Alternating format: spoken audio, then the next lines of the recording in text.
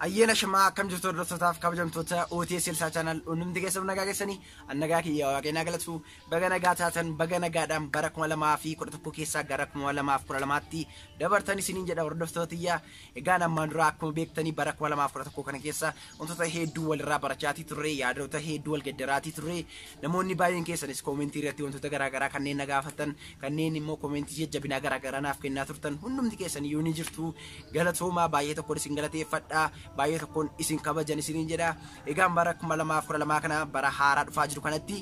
wantoota haaraa ta'anii kanaan dura barsiisee kan hin beekne kan isin fayyadanii wantoota garaagaraa kan isin bashannansiisuu danda'anii wantoota hedduu hojjechuudhaaf yaadeetan jira jechuudha egaan wantoota kana irratti akkasiin koomentii kennitan nan barbaada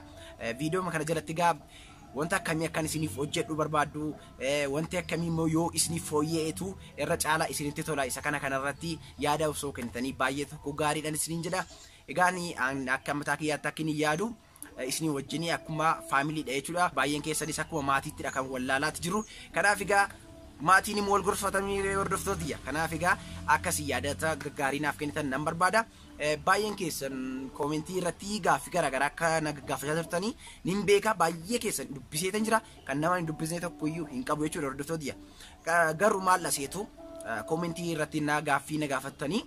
gaaffii namoota tokko gaafan ilaalu jechuudha baay'ee isaa ennaan dubbisu tan gaaffiin hunda keessan iyyuu adda addadha gaaffii kana irratti immoo yennaan gaaffii kana ilaaleeti isiniif deebisu bifa barreeffamaatiin bifa koomentiitiin isiniif deebuu kan danda'u yoo ta'e yeroo sana koomentiidhaan barreeffama gabaabaadhaan isiniif ibsaatiin jira baay'een keessan isin beektu garuu gaaffii nama tokko immoo kan viidiyoo barbaadu ni jira gaaffii sun barreeffamaan kan ibsamuu hin dandeenye waan bal'aa ibsa bal'aa kan gaafatu jechuudha kanaaf isa irratti immoo gaaffii sana wajjin kan wal fakkaatu baay'inaan yoo jiraate isa wal madaalchisuudhaan namoota kan biroo yoo hin fayyadate bifa viidiyoodhaan namootaaf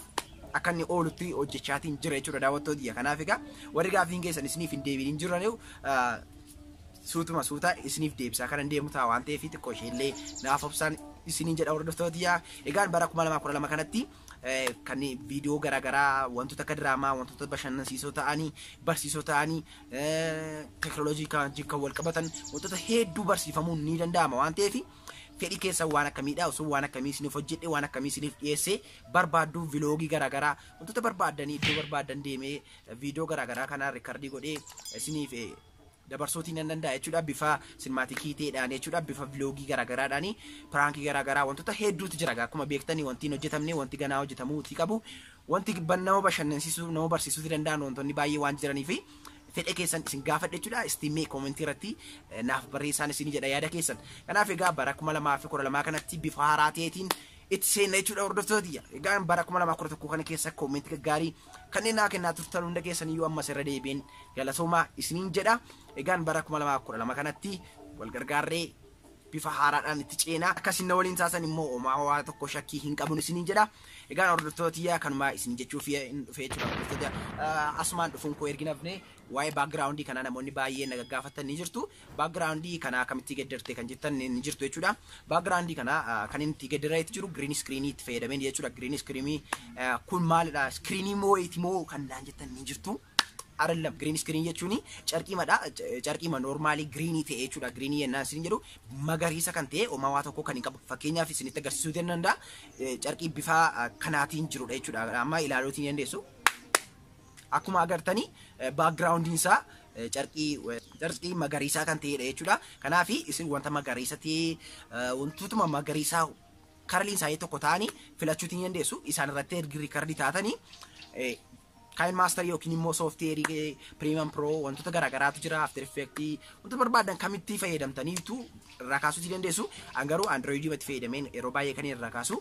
kanaaf bilbiluma irratti background kana balleessuu dandeessu green screen kana irratti yoo riikardii taatanii kan jirta yoo ta'e salphaamatti irraa kaasuudhaan green screen kana gara Kain master keessa deemuudhaan irraa kaasuu dandeessu akkamitti irraa kaasa kanneen jettan yoo jiraattan immoo video isaa isiniif hojjedheetiin jira kanaaf chaanaalii koo keessa seenuudhaan akkaataa itti backgroundii irraa ka'uutii danda'u irraa ilaaluutii ni dandeessu jechuudha chaanaalii koo keessa seenuudhaan gaaffii kana kanneen na gaafattaniif egaa deebiin keessan isiniif deebi'eetti jira jedhanii yaada egaan yeroo taanu keessatti immoo barumsa ajaa'ibaa kan biraadhaan wal agarra ammas nagaan naaf tura isinan jaaladhaa isinan kabajaa peace